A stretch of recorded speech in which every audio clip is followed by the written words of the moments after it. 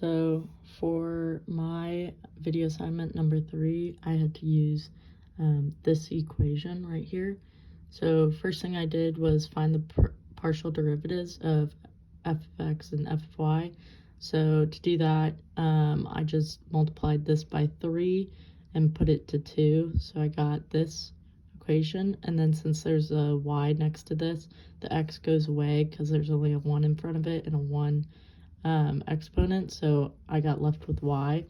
I simplified it and then got this. So I did the same thing for f of y. Since there's a y with it, the y disappears and the x stays. And then for the 1 over 2, I multiplied by that by 2 and turned this exponent to a 1, such as here. And then I simplified it, so there's a 1 in front of the y.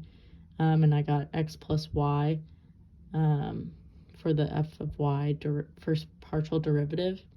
So for part B, I solved for x for this equation, and I got 3y, the square root of it, which is plus or minus. And I solved for y for this, and I got 1/3 x squared. From there, I went into plugging negative x that I got here with the other y equals equation, and I got x equals 0 and x equals -3.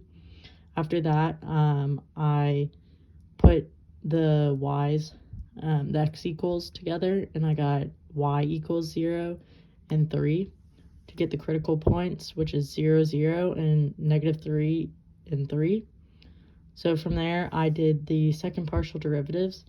So just like up here, I did 2 times that, and then I took out the y, and then I got left with -2 over 3x, and then I got 1 for all of these. Then I did the d, which I got -2 over 3x minus 1, which I did -2 over 3x times 1, which is f of y, minus 1 squared, which is the f of xy squared, and 1 and 1. After that, I did the d test to test the